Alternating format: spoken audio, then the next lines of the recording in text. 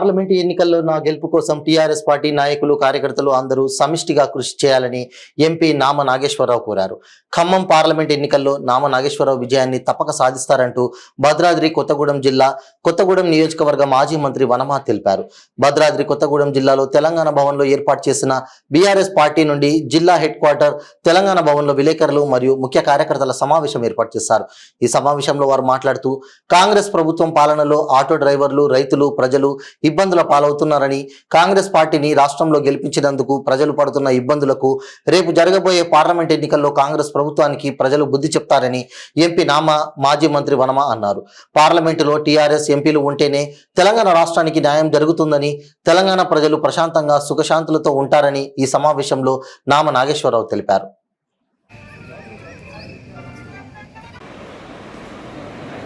నాయకులను కొట్టాడు, ఇంకేదేదో చేస్తాడు. అవన్నీ ఇప్పుడు మనకి ఏం అవసరం లేదు. ఖచ్చితంగా మనము ఓటర్ని కలిసి ఓటు అభ్యర్థించి వందనలో మనం నామగారిని గెలిపించాలని మీ అందరినీ కోరుతూ, నేను కూడా ఈరోజు జరిగినటువంటి విషయాలన్నీ కూడా చెప్పారు. నేను మిమ్మల్ని అందరినీ కోరుకునేది ఒకటే, ఈ ఎన్నిక పార్లమెంట్ ఎన్నిక మన పార్టీ చేస్తా ఉన్నారు. ఈ రోజున ప్రత్యేకంగా మన ప్రియతమ నాయకుడు మాజీ ముఖ్యమంత్రి కేసీఆర్ గారు ప్రత్యేకంగా నామాగాన్ని చూపించుకొని ఖచ్చితంగా మీరు ఖమ్మం పార్లమెంటులో బీఆర్ పార్టీ అభ్యర్థిగా పోటీ చేయవలసిన ముఖ్యమంత్రి గారు, మాజీ ముఖ్యమంత్రి నిజమే వారు చెప్పింది యథార్థం. చాలామంది ఎంపీలు, ఎమ్మెల్యేలు, ప్రజాప్రతినిధులు వస్తారు, పోతూ ఉంటారు. కానీ నామాగారి నాయకులు ఈ పార్టీ వాళ్ళు కూర్చారు, ఈ పార్టీ వాళ్ళు పెరిగారు. ప్రత్యేకంగా భారత్కి అనుబంధం ఉన్నటువంటి నాయకుడు చిన్నప్పటి నుంచి. అంతేకాకుండా ఈ ఖమ్మం జిల్లాలో ఉన్నట్టే అందరి ప్రజానీకానికి అందరికీ కూడా అందువల్ల ఈ తప్పకుండా పూర్తి చేయమని చెప్పడం, దాన్ని దృష్టిలో పెట్టుకుని మేమంతా కూడా నామాగాన్ని బలపడడం జరిగింది. ఎవరు నిలబడ్డా, ఏ పార్టీ నిలబడ్డా వచ్చే ఎన్నికల్లో బీఆర్ఎస్ పార్టీ తరఫున నామాగాన్ని జరగడం ఖాయం. అందుకు కూడా బలపడుతూ ఉన్నాం. కొంతమంది పార్టీలు ఈ ఆపత్కాలంలో, విపత్కాల పరిస్థితుల్లో పార్టీకి వెన్నుపోటు పట్టి వెళ్ళిపోవడం జరిగింది. అయినప్పుడు కూడా నేను చెప్తా ఉన్నా, ఈ కొత్తగూడెం నియోజకవర్గంలో ఒక పార్లమెంటు ఎన్నికల మీటింగ్లే కాకుండా ప్రజలు ఎదుర్కొంటున్నటువంటి సమస్యల మీద కూడా గత వారం నుంచి చూసినట్లయితే ఇవాళ ఖమ్మం జిల్లాలో ముఖ్యంగా పాలేరు మొత్తం కూడా రిజర్వాయర్ పెట్టిపోయింది. తాగునీరుకి, సాగునీరుకి చాలా ఇబ్బంది అయింది. ఖమ్మం జిల్లాలో కూడా పెద్ద ఎత్తున పంట నష్టం జరిగింది. ఇంకొక తడి 2 టన్నులు అయితే వరి చేతికి వచ్చేది. ఆ వరి పంట చేతికి రాకుండా కనీసం ఆ 1 తడి 2 టన్నులు కూడా ఇచ్చే పరిస్థితుల్లో ఈ గవర్నమెంట్ లేకపోవడంతో ఖమ్మం జిల్లాతో పాటుగా రాష్ట్ర వ్యాప్తంగా కూడా దగ్గర 15 లక్షల ఎకరాలకి రైతుల పంట నష్టం జరిగింది. టోటల్ స్టేట్ ఖమ్మం జిల్లాతో పాటు స్టేట్ లెవెల్లో 15 లక్షల ఎకరాల పంట నష్టం జరిగింది అనేది అంచనా. దాంట్లో భాగంగా మేము ఈ గవర్నమెంట్ కూడా ఇమీడియట్గా డిమాండ్ చేసినాం. ఏ రైతు అయితే పంట నష్టం జరిగిందో వెంబటే వారికి నష్టపరిహారం కింద కనీసం 25,000 రూపాయలు చెల్లించాలని ఎప్పుడు లేని విధంగా మళ్ళా బోర్లు వేసుకోవడానికి మరి విపరీతంగా ప్రతి దుక్కును కూడా బోర్లు వేయటం మొదలుపెట్టారు. ఇంతకుముందు బోర్ వేయాల్సిన అవసరం ఉండేది కాదు.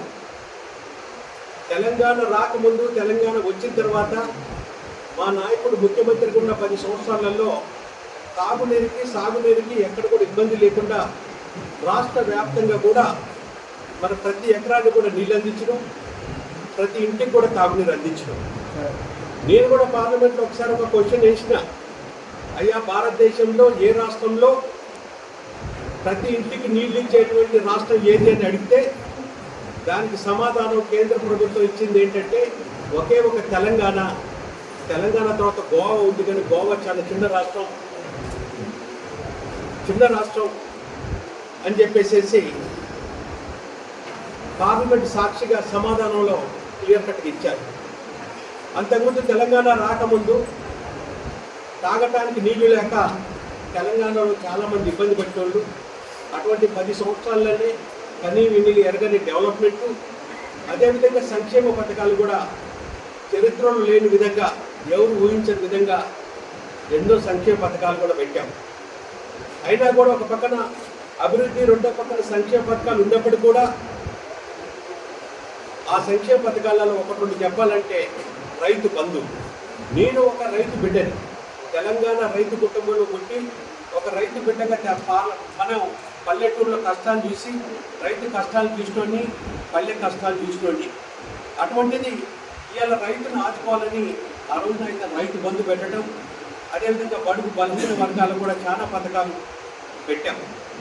ఎన్ని చేసినప్పటికీ కూడా మొన్న మేము ఎన్నికల్లో 1.8% అతి స్వల్ప మెజార్టీతోని 1.8% ఓటింగ్ శాతంతో మేము ప్రభుత్వాన్ని కోల్పోయాం.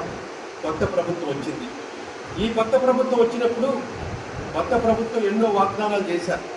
వాళ్ళ యొక్క మేనిఫెస్టో కనుక చూసినట్టయితే ఆ మేనిఫెస్టోలో 6 గ్యారంటీలని 100ల కొద్దీ హామీలు ఇచ్చారు. ప్రజలు ఆ యొక్క హామీల్ని, వాళ్ళు ఇచ్చిన గ్యారంటీలు నమ్మారు. ఇంతవరకు ఒక గ్యారంటీ కూడా వాళ్ళు అమలు పరచలేదు.